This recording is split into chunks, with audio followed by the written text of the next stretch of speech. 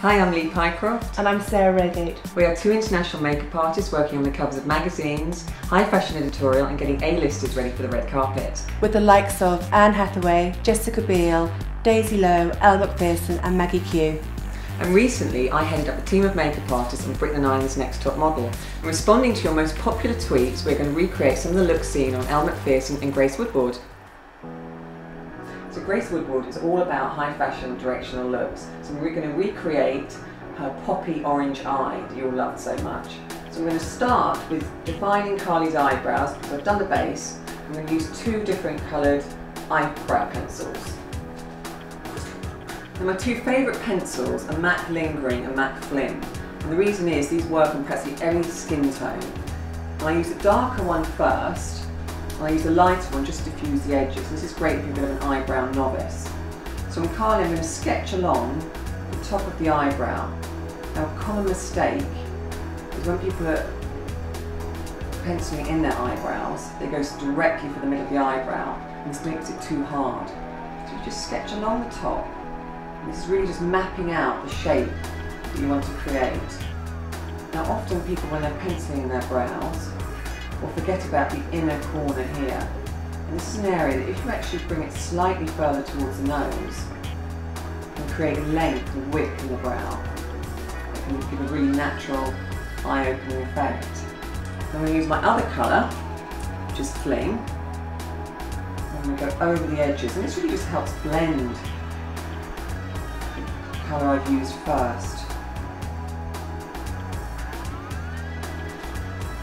You keep brushing the brows up, this helps give a very polished effect. And using something like this, which is a mascara wand or a brow tool, and brushing through the brows also again helps diffuse the colour.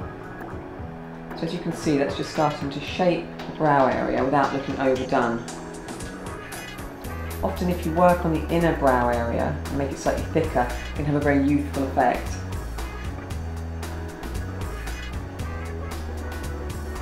So you finish the eyebrows off with sealing them with a clear eyebrow gel. This just pushes the hair up and gives a really polished finish. Now we're going to move on to the eyes. I'm going to use a Bobbi Brown long wear shadow in Stone and a MAC cream shadow in Groundwork. And this is fantastic, this consistency, because it just blends into the eye and gives a very seamless finish. So it's almost like a translucent, invisible kind of makeup. So I'm using a big Revlon contouring eyeshadow brush and just buffing it into the sockets. And just use a pad of your fingers to blend the edges. And now we're going to move on to the poppy orange colour. So what I'm going to start off with is an eye pencil from Makeup Academy. And this is called Bright Orange, funnily enough. And this is very simple. I'm just going to skim it across the whole eyelid area. Now, if you didn't want to go for the whole orange look, you just want to go for a line, this is a great way of achieving that. I'm just going to brush it over the whole lid. And what this does is it provides me with a slightly tacky base and a bit of colour. So when I put the orange eyeshadow on, it has incredible staying power. So use my finger and blend it.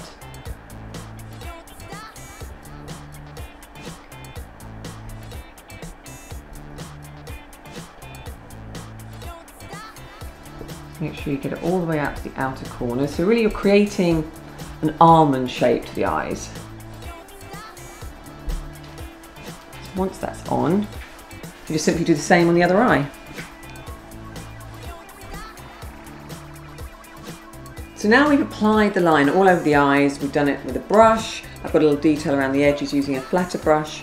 Now I'm going to move on to a slightly iridescent orange eyeshadow, and this is by Sue Moxley. This is famous. It's a really groovy little palette. Now, your choice of whether you go for something slightly more metallic or orange is really a preference again. If it's smoother looking and more matte, it's slightly more chic, but to get a more of a funky, cooler edge, I'm going to add a bit of metallic in there. I'm just going to take this orange, and I'm going to press the colour onto the eyelids. And this pressing motion will help the colour adhere to the eyelid and give a really smooth finish. This is great if you make it make the emphasis on the centre of the eyes. This will help them pop and give an eye-opening effect. So really you're getting it from going from a darker orange into a slightly more punchy one and blending back out to slightly darker orange. I'm going to do the same on the other side. Okay, so we finished the orange eyeshadow. Now you could just stop here, put a little bit of mascara on the top lashes, bit of gloss, and leave it at that. We're going to go one step further and we're going to do a lash line using a gel liner. The reason I'm going to do this is the black against the orange is very dramatic, so I want that little bit of drama. So I'm going to use a Bobbi Brown liquid liner. So I'm going to use a Bobbi Brown ultrafine liner brush and a MAC fluid line in black. And this line is not about creating a thick black line, but just something to back the lashes, so that when we put the mascara on, it just has a bit more impact. So I'm going to lift the eyelid up so we get right into the roots of those lashes. Just open. You can see it's practically invisible. Okay, so we've applied the liner, and as you can see, it's just literally a slim line close to the lashes to back the lashes. So when we put our mascara on, the lashes will look more voluminous. So I'm going to use a Chanel Inimitable Mascara, and this tailored wand allows you to be quite specific in your application. You put a tiny bit into the roots here, so I'm just using the tip of the wand to dab the product in. So always make sure you remove the excess off the tip of the wand when you're doing this. Now this little tool is great if you want to separate the lashes, it's very delicate. It's also great if you want to apply false lashes. It's a brilliant tool for helping hold the false lash in place. Now, because I'm going to actually apply a delicate pair of false lashes onto Carly, I'm just going to put a very thin coat of mascara on first, because really I can do it at the end when I'm blending the false lashes and the natural lashes together. So we've applied a very thin layer of mascara, and now I'm going to move on to my fake lashes. And this is a MAC number 33. Now what's brilliant about these is the base of the lash is incredibly thin. This is what gives a very natural finish. I'm going to remove the lash off the base. I'm going to take my mascara, and the white thread that you see, I'm just going to fill in. This makes an invisible line when you apply them.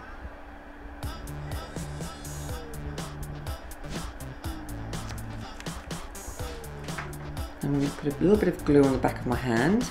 I'm going to use my MAC fan brush and just apply the glue all the way along the base of the lashes.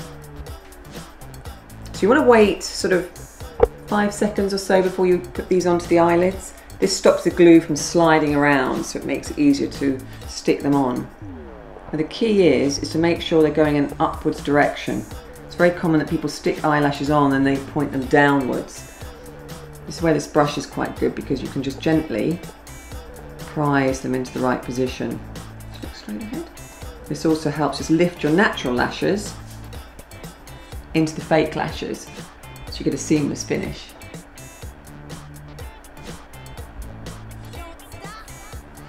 As you can see, it's incredibly subtle.